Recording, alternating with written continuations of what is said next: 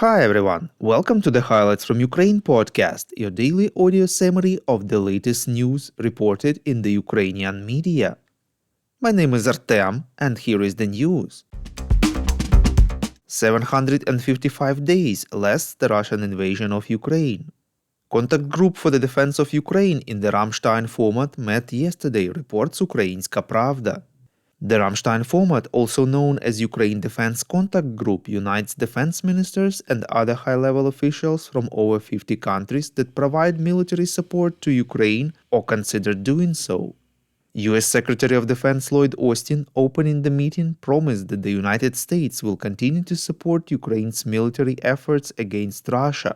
Austin said Russia paid a staggering price for the war, echoing estimates that at least 315,000 Russian soldiers were killed or wounded during the war, which has cost Russia up to $211 billion. He recalled that just last week the United States announced additional security support for Ukraine worth $300 million. Austin called the measure extraordinary, adding that it would help take care of the urgent needs for air defense, artillery, and anti-tank capabilities. Later, after the meeting, Austin added that Ukraine's survival is in danger. Austin did not say how Washington would support Ukraine without additional funding, blocked in Congress.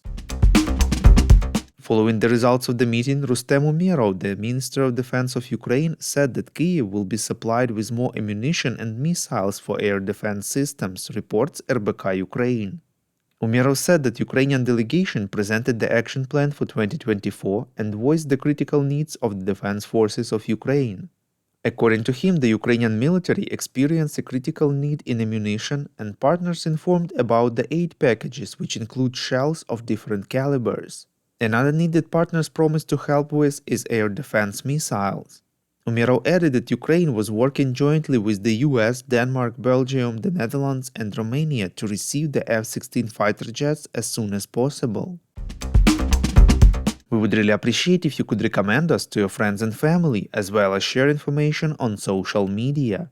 This way more people would learn about the podcast and truth about Russia's invasion of Ukraine. After the meeting, German Defense Minister Boris Pistorius announced a new package of military assistance for Ukraine worth approximately 500 million euros, reports Forbes Ukraine. According to Pistorius, the package consists primarily of additional ammunition supplies, 10,000 artillery shells from Bundeswehr warehouses. The new aid package will also include 100 armored infantry vehicles and 100 transportation vehicles. He added that Berlin will also cover the cost of 180 shells as part of a Czech-led initiative to supply artillery ammunition to Ukraine, reports European Pravda. Delivery will take place gradually in stages and will begin in the summer. In addition, Germany has concluded contracts for another 100,000 155mm shells at the national level. Deliveries to Ukraine are also scheduled for this year. Earlier, Finland announced plans to contribute 30 million euros to purchase artillery ammunition for Ukraine as part of the Czech-led initiative. Canada promised $30 million to this initiative as well.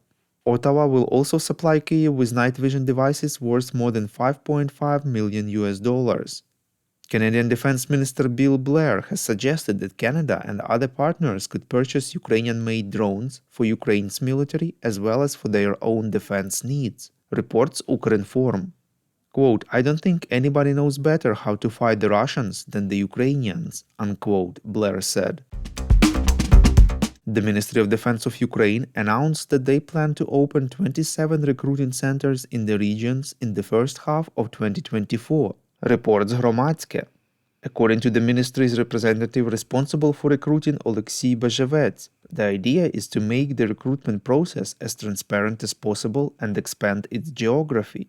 The center will work as a consultant and information office, which if necessary will support the enrollment of those willing to join the defense forces.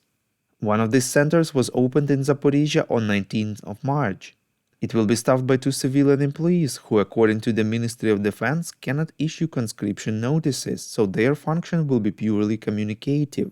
The center in Zaporizhia offers a number of vacancies, in particular in units of the Territorial Defense Forces, the National Guard, and the Marine Corps. The ministry stressed that currently the greatest demand is observed for unmanned aerial vehicles operators, driver mechanics, doctors, and IT specialists. Thank you for listening to the Highlights from Ukraine podcast. We're a commercial initiative of just two people and we need your help to grow. Share information about the podcast, rate us in the app, subscribe to our Patreon. With your support, we're getting better. We call on you to demand from governments of your countries to impose the toughest sanctions possible on Russia and its citizens to stop their invasion of Ukraine.